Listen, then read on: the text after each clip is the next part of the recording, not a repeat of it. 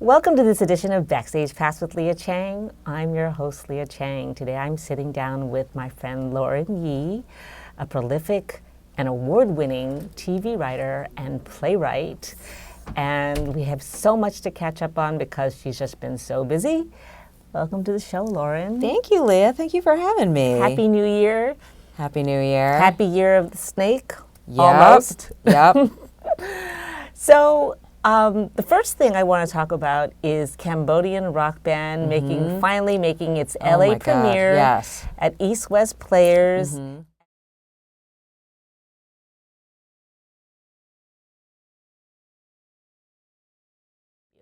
Yeah, so Cambodian Rock Band is a play that I've had for a long while now. I think I started it almost 10 years ago.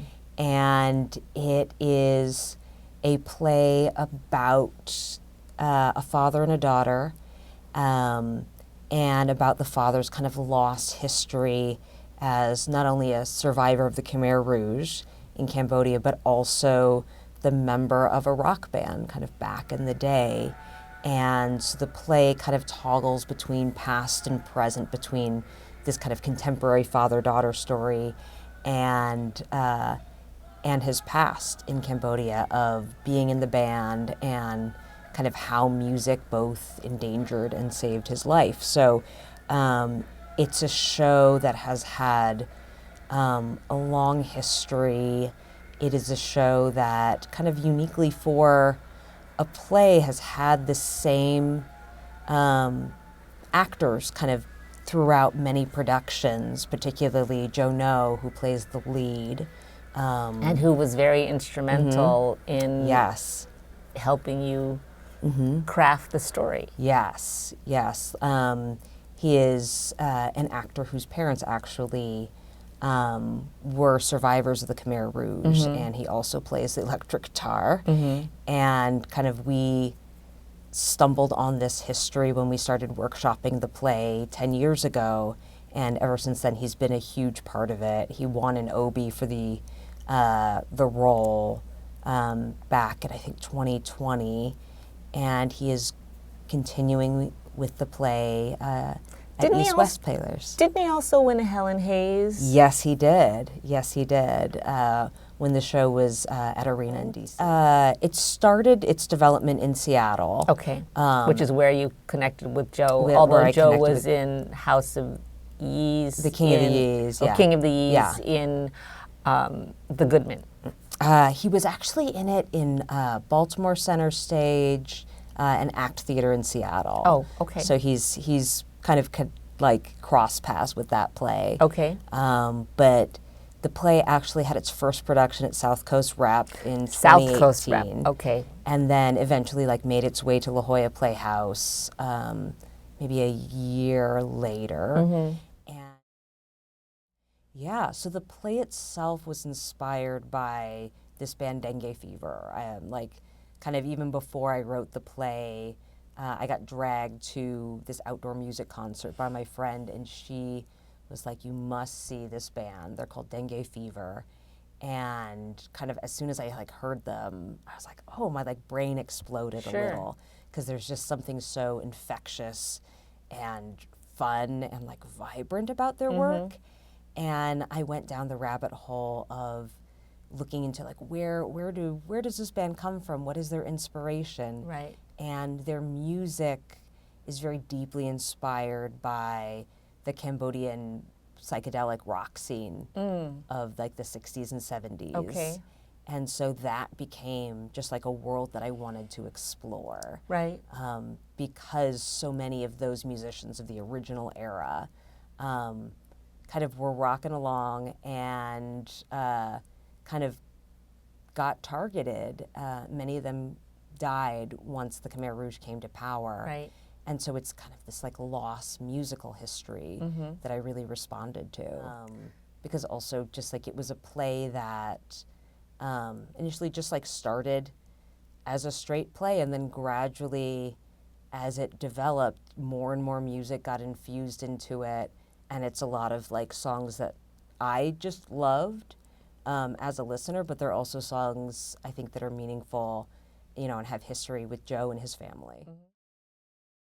So I think I read Interior Chinatown when it came out, and I was just so floored by the book because it is this hilarious, inventive, meta-theatrical journey by this character who is literally named Generic Asian Man, who continues to be like stuck in this Law and Order type television world, and he's constantly trying to escape it or figure out his place. And it was a novel written by Charles Yu.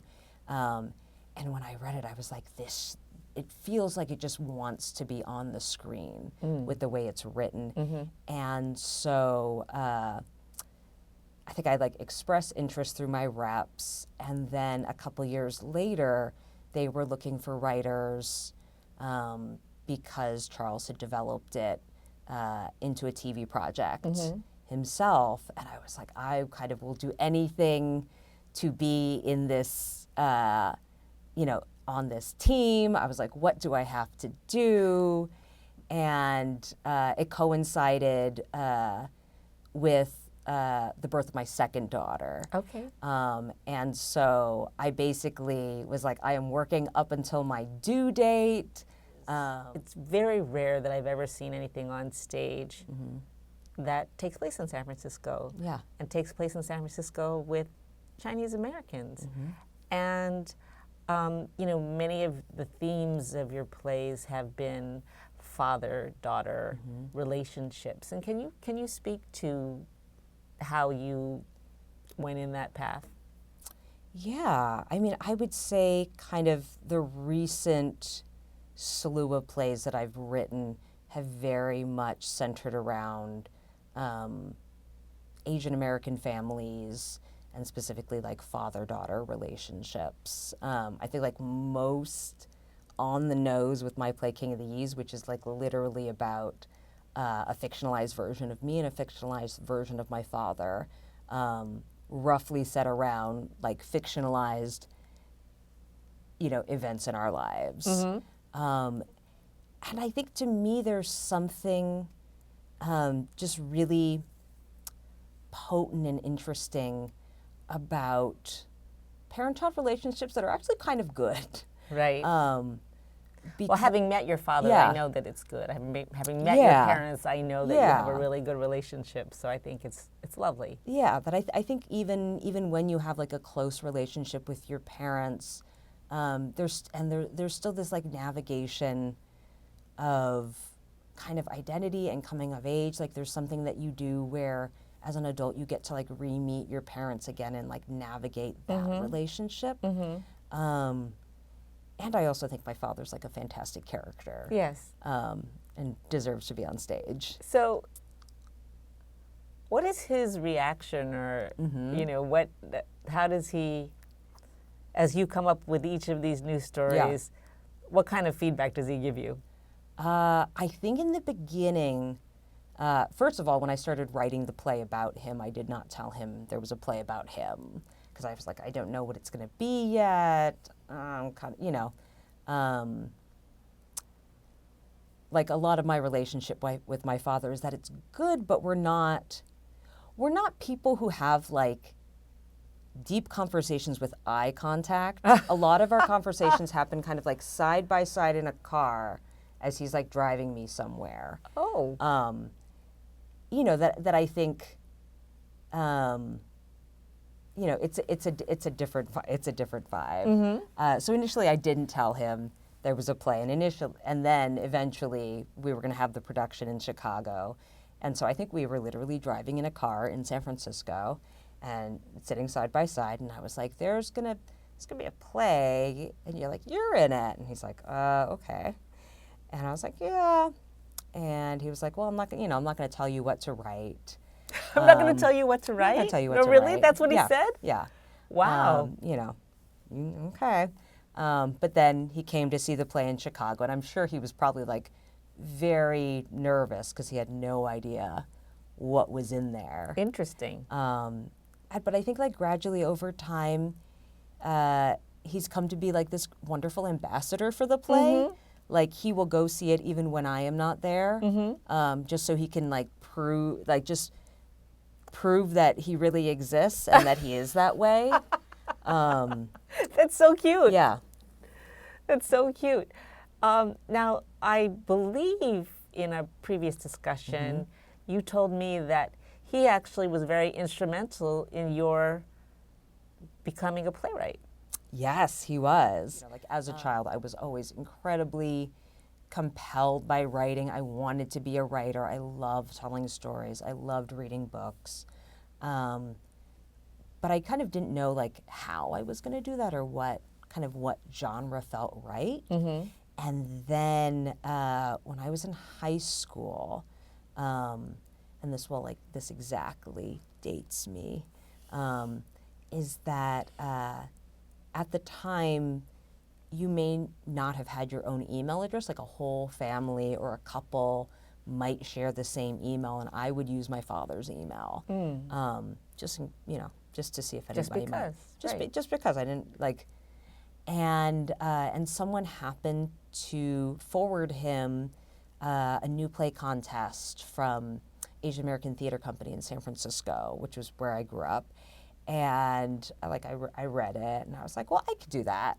I was like, I think I could write a play. Because you were already a storyteller. I was a storyteller, but I wasn't so well versed or involved in theater. I wasn't like an actor in high school. And you weren't going to see theater. I saw it very rarely. I'd probably seen like a handful of plays or musicals. And so I wrote the play, I sent it in, and then like a couple of weeks later, another email popped up in my father's inbox, and it was from the theater saying like, you know, you're one of our writers, come down for rehearsal for, you know, the performance. And so I was like, oh, okay, I'll come down. And what was the theater company that this was with? Yeah, so it was Asian American Theater Company's Lunar New Year play contest. Okay. And I think at the time they were in San Francisco's JCC. Okay. So I went into that space, and my dad allowed me to go. I think I was 15 at the time, but he was like, I am going to drive you because I'm not letting you go into some strange room at night with a bunch of adults you've never met. So he came with me and like sat there. The whole time? Yeah. He just sat there and listened to rehearsal. Okay. And it was mortifying because they were all like adults. Right. You know, nobody brought their parents except for me. As you know, like I'm trying to blend in. And that was like the beginning of my career in theater. Now, what inspired you to write The Great Leap?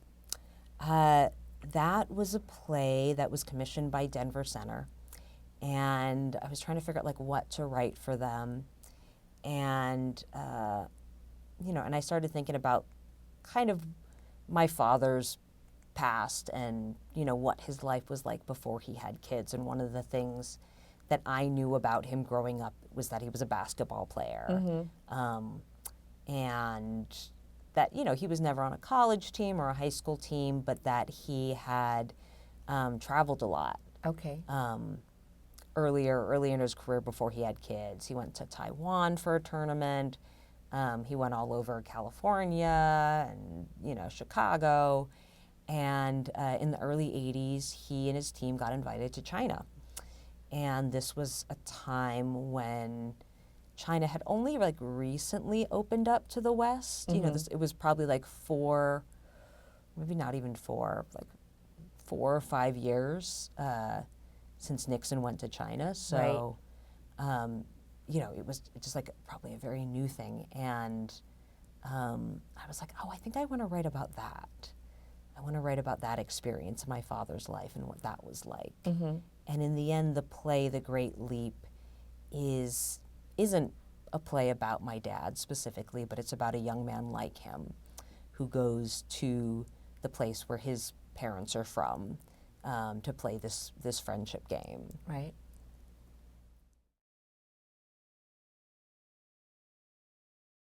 So I have a brand new play, Mother Russia, which will be at Seattle Rep for its world premiere March of this year. And I'm really excited to finally see it on stage. It's a play that I started earliest back in 2017. Wow. Kind of it just like emerged during this week-long festival I was at, when I kind of like didn't really have a script or didn't know where I was going with it. And since then I've been tinkering and revising and learning more, and you know, like it continues to be worked on. Like just today I've been wrestling with the script and will continue to be wrestling during the rehearsal process. So I'm very excited. And the play, I think, like in a way continues like my communism cycle. Okay. If you think about it, like I've had a series of plays exploring communism in Asia in the 20th century. All right. And kind of the collision between communism and Western pop culture. So Mother Russia is about two Russian bros at the fall of the Soviet Union. Kind of one day, like they've woken up and everything about their country has changed, and supposedly for the better. Oh. And all of a sudden there are ads on TV, and there's a McDonald's restaurant they can go to, and suddenly they're confronted kind of with like Western consumer culture. And it is giving them an existential crisis. And so the play is a very fun joyride of a comedy about two young men trying to make sense of a changed world. To you. Yeah, so Pachinko is a TV show for Apple that was based on Min-Jin Lee's book, this best-selling book about 4 generations of a Korean-Japanese Zainichi family, meaning that they are ethnically Korean living in Japan in the 20th century. And it is this gorgeous story that kind of starts with the matriarch Sunja and her indomitable spirit to survive and like build something in her new homeland of Japan. And I got brought onto the project for season 1 as a writer by the creator and showrunner Soo Hugh. And I think like where I was a good fit for it was that a lot of my plays deal with like big history. I think finding the personal within the political, within the global, and also the sense of joy in my writing. Because I think like Pachinko, for all the big heavy history that it lives in, it's a show that like centers joy and life. Like if you even watch That's just the credits. I was just going to say, like, the credits. It's exemplified in that opening Yeah. credit sequence. And everything, every single person in that show is gorgeous. Yeah. Like, and So I started writing this play for the Geffen that is about the backstage lives of a group of Asian American performers on tour for a long-running Broadway musical. And it is kind of like a slice of life workplace / family story about these people who kind of have this shared experience, who are thrown together, and I think explores, you know, that wonderful, strange experience of being an actor through the lens of what it is like to be Asian American. And Mark De La Cruz was one of the actors who helped me in the last workshop of it. And so as research for it, I checked out a book from the library that I had once found in I think the Performing Arts Library section, which is a book consisting of interviews of Asian American actors that were probably done sometime in the late 90s, but it interviews you, it interviews a number of other very talented Asian American actors, and I think just to read those stories and have that like snapshot of the industry At that time at period? that moment, and thinking about like where we are now and what kind of opportunities we have, it was just like very like flooring and humbling to see what people were going through at the time and what their perspectives were on it. Right. So during the pandemic, when I was kind of hunkered down with everyone else, my agent called me and she was like, "Do you know the book A Wrinkle in Time?" And I was like, yes. I was like, this is the book that I just so deeply loved and identified with when I read it. I think I was probably like 11. And I was like, how do I be a part of this? How do I do something with this? Because it was actually the first time that they had the opportunity to turn this book into a musical. And this effort was spearheaded by the author Madeleine L'Engle's granddaughter, Charlotte. Okay. And so it was kind of this like long-held wish of the family that it was to be a musical. And they had Heather Christian as the composer, which is such a great fit because her music is big and choral and just has that otherworldly quality that makes you feel like you're traveling through space. Sure. And so I got to be a part. I wrote a letter. I was like, I just like talking about my love for the book and just like how much that it just felt right for me.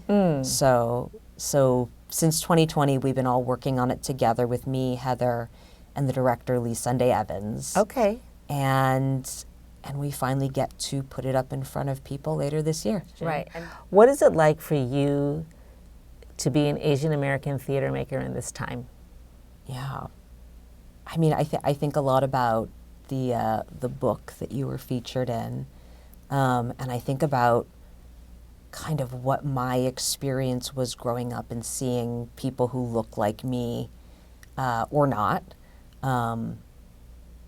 And I feel like where I am in my career and the success I've had, like there's definitely talent there and I work hard at it, but I am extremely lucky because of the infrastructure that earlier generations have kind of laid the groundwork for, right? Like we talk about Cambodian rock band going to East-West Players, like East-West Players, an Asian American theater company, you know, and Pan Asian and Mai and all these, I think, companies and groups of artists coming together to build that infrastructure has taken a long time. And the community. And the community. And the community. And so, like, I am a direct product of that. And so I do not take that for granted. So would you say, of a sense, that those are the shoulders you stand on? Absolutely. Absolutely. Yeah. Who would you say have been your greatest inspirations? Oh. It doesn't have to be Asian American. Yeah. No, I mean, that's such a nice thought. I mean, like, David Henry Wong is kind of one of the most generous people out there, like, for all the success he's had, and for a long time, you know, I have to imagine there were probably times when he was like the only Asian American in the room. Like I feel like the amount of like generosity he has is like something that I'm like, you should try to model that, because he's a class act. I feel like Rick Shiomi has been someone who's been like instrumental in building like my career and the career of so many others, and that he like kind of very sneakily thinks about it, right? Or he's like, let me put you over very here. strategic. Or like, let me just go meet that person. And that he's kind of unstoppable in that way, and he's still, I think the other day he was like, I think I'm starting a new theater company. Like, and I was like, oh, another one. That's so Rick. Yeah. So just like I think the amount of energy, and just like how community oriented he is. Yeah, and I think about, I don't know, I was like, I think about like my own father, right? I was like, he's not someone who's in theater, but he's someone who's always creating community wherever he goes and is kind of fearless in that way and unstoppable. And of a sort on a stage. Yeah. Right. I think he is always the person who is like, I will raise my voice. I will do that thing. And he just reminds me of how much like people respond to that and crave that. Like people genuinely want to be brought together and have a place with each other. Well, I know there was nowhere then that was more evident than the Asian American Community Nights for Cambodian Rock Band. Yeah. And I know that you had already been doing it in the other cities that Cambodian Rock Band had been, but had we not had the pandemic, I mean, you know, hindsight is 20/20. We didn't have a control over that. But had we not had the pandemic, those were extraordinary nights. Extraordinary nights from the first preview in the lobby. Yeah. You handing out pins to every single person. You taking the time to be photographed with everyone. And Signature having the foresight to have me photograph the audience at the end. Yeah. Wow. It was such Yeah. It was such an amazing experience to be part of. And we all have so much to be thankful with regards to you. Yeah. Thank you. Yeah, I mean, like those nights were inspired by kind of the Black community's blackout nights that had been happening, you know, in different cities at different performances. Right. And it was also inspired by a Boston area theater maker, Linda Chin Workman. Yes. Who like is everywhere. Every time I turn around, she's there. Yes. But she was like, this is something that exists in the Black community. Yeah. I think we can draw inspiration from that and kind of hold space for the Asian American community. And I was like, oh, you are so right.